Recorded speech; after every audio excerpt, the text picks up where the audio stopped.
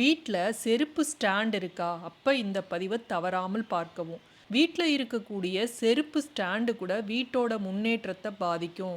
வீட்ல கடன் பிரச்சனையை ஏற்படுத்தும் அப்படின்னு வாஸ்து சாஸ்திரத்துல சொல்லப்பட்டுள்ளது. அது எதனால அப்படிங்கிறத இந்த பதிவுல பார்க்கலாம். இப்ப வீட்ல செருப்பு ஸ்டாண்ட் இருக்கு அப்படின்னா, அது இரும்புல தான் இருக்கும். அந்த இரும்புனால இருக்கக்கூடிய அந்த செருப்பு ஸ்டாண்ட வீட்டோட தலவாசலுக்கு அருகில அப்படி அதாவது அந்த படிய ஒட்டியே சில வீடுகள்ல வச்சிருப்பாங்க. அப்படி வைக்கக்கூடாது. இரும்பு ஸ்டாண்டு அப்படிங்கிறது சனி கிரகத்தோடு தொடர்புடையது. அது மட்டும் இல்ல, இந்த செருப்பும் சனி பகவானோடு தொடர்புடைய ஒரு பொருள். அதனால நம்ம இந்த செருப்பு ஸ்டாண்ட தலவாசலுக்கு அருகில படிய ஒட்டி இருக்கக்கூடாது. எங்க வீட்ல வெளியில இருக்கிற இடமே கொஞ்சம் இடம் தான். அதுல தலவாசலுக்கு அருகில தான் எங்களால செருப்பு ஸ்டாண்ட வைக்க முடியும். நீங்க வைக்க வேணாங்கிறீங்களே, அப்ப எங்க வைக்கிறது அப்படின்னு கேட்டிங்கன்னா, அந்த தலவாசலுக்கு கொஞ்சம் கேப் விட்டு வலது பக்கம் வைக்கணும். தலவாசலோட வலது பக்கம் வைக்கணும். அதாவது நீங்க வீட்டுக்கு வெளியே இருந்து உள்ள போறீங்கன்னா, உங்களுடைய ரைட் சைடு வர்ற மாதிரி நீங்க அந்த செருப்பு ஸ்டாண்டை வைக்கணும். கொஞ்சம் கேப் விட்டு வைங்க.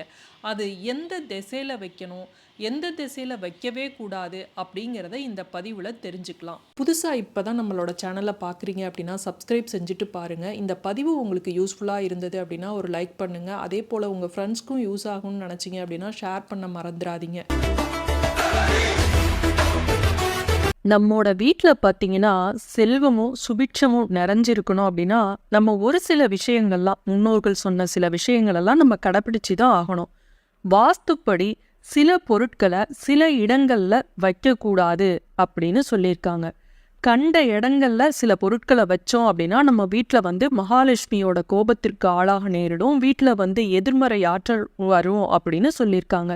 சில வீடுகளில் வெளியிலிருந்து நம்ம வந்ததும் உள்ள நுழையிறப்பயே அவங்களுக்கு அவங்க வீட்டில் நுழையிறப்ப ஏதோ ஒரு மனம் இருக்கும், சொல்ல முடியாத ஒரு கஷ்டம் இது மாதிரி வரும். அது எதனால பார்த்தீங்கன்னா வீட்டில் அந்த எதிர்மறை ஆற்றல் இருக்கிறதுனால தான். ஒரு தனி நபரோட ஆற்றலும் வீட்டில் இருக்கக்கூடிய ஆற்றலும் ஒன்றை ஒன்றை ஈர்க்குமா. அதனால வீட்டில் எதிர்மறை ஆற்றல் இருந்தது அப்படின்னா அதனால வீட்டில் இருக்கிறவங்களுக்கு பாதிப்பு வரும் அப்படின்னு சொல்லப்பட்டுள்ளது. அந்த காலத்திலேயே முன்னோர்கள் அந்த காலத்துல பாதக்குரடு பாதரட்சைன்லாம் சொல்லுவாங்கல்ல, அதெல்லாம் எந்த இடத்துல வைக்கணும் எந்த இடத்துல வைக்க கூடாதுன்னு சொல்லியிருக்காங்க. அது மாதிரி செருப்பு ஸ்டாண்டு எந்த திசையில் வைக்கணும் எந்த திசையில் வைக்கக்கூடாது அப்படிங்கிறத இந்த பதிவில் பார்க்கலாம். செருப்பு ஸ்டாண்டெல்லாம் எங்கள் வீட்டில் இல்லை, செருப்பு மட்டும்தான் இருக்குது அப்படின்னாலும் ஓகே, செருப்பு எந்த திசையில் வைக்கணுங்கிறதையும் நம்ம தெரிஞ்சுக்கணும். வீட்டுக்கு வெளியே செருப்பை நம்ம கலட்டி விடுறப்ப அந்த செருப்பு ஒரு செருப்பு நேராக இருக்கும், ஒரு செருப்பு தலை குப்புற கிடக்கும். அது மாதிரிலாம் இருக்கவே கூடாது. அப்புறம் செருப்புக்கு அருகில் விளக்கமாற போட்டிருக்கிறது, செருப்புக்கு மேலே விளக்கமாறு போட்டிருக்கிறது, இது மாதிரிலாம் இருக்கக்கூடாது.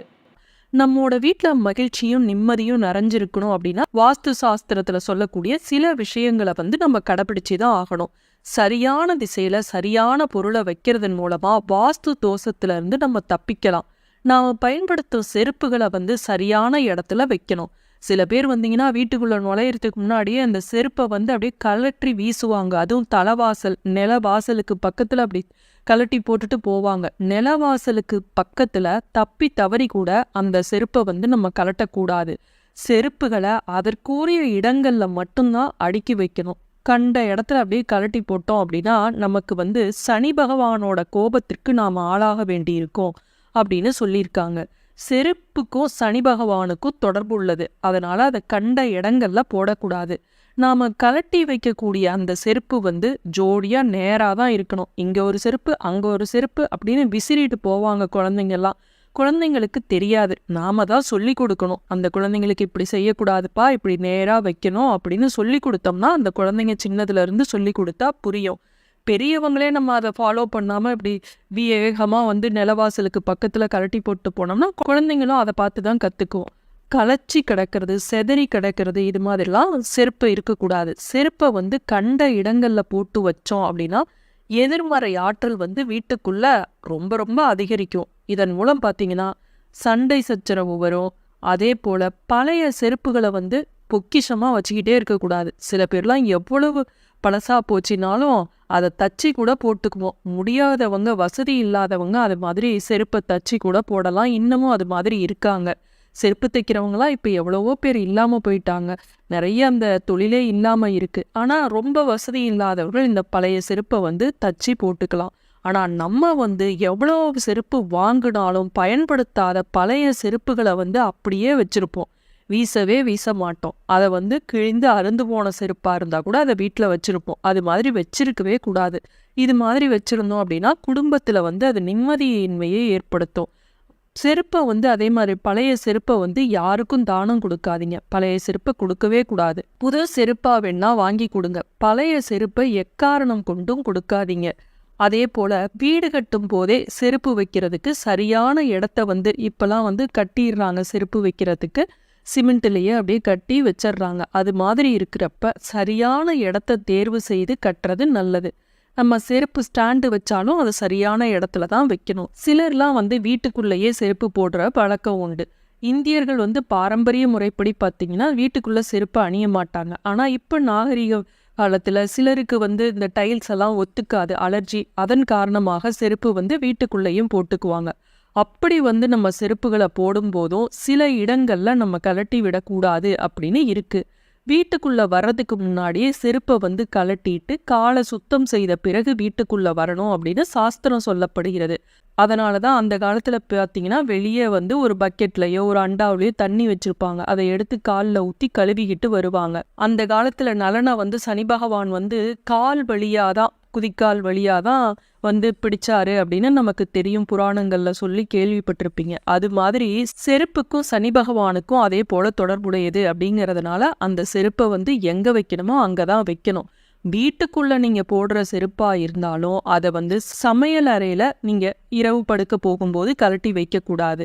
அதே போல் பூஜை அறைக்கு அருகிலையும் வீட்டுக்குள்ளே போடுற செருப்பை வந்து நம்ம அணிந்து அங்கே உள்ளேயே போகக்கூடாது. அதுக்கு அருகிலையும் நம்ம கழட்டி விடக்கூடாது. இப்போ நாகரிக காலத்தில் எல்லாருமே வீட்டுக்குள்ளே செருப்பு போடுற பழக்கம் இருக்குது. இந்த 2 இடங்களில் நீங்கள் கழட்டி விடாதீங்க.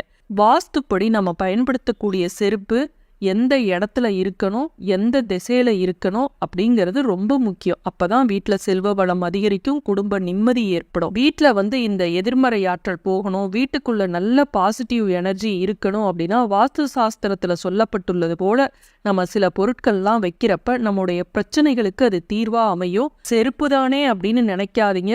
ஒவ்வொரு பொருளுக்கும், வீட்டில் உள்ள ஒவ்வொரு பொருளுக்கும் ஒருவரது வாழ்வில் தாக்கத்தை ஏற்படுத்தக்கூடியது. அதுலேயும் செருப்பு வந்து சனி பகவானோட தொடர்புள்ளது அப்படிங்கிறதுனால அதை ரொம்ப சரியான இடத்துல தான் நம்ம வைக்கணும். மேற்கு பகுதியில் செருப்பு ரேக் வைக்கிறீங்க அப்படின்னா அது சரியான இடம்.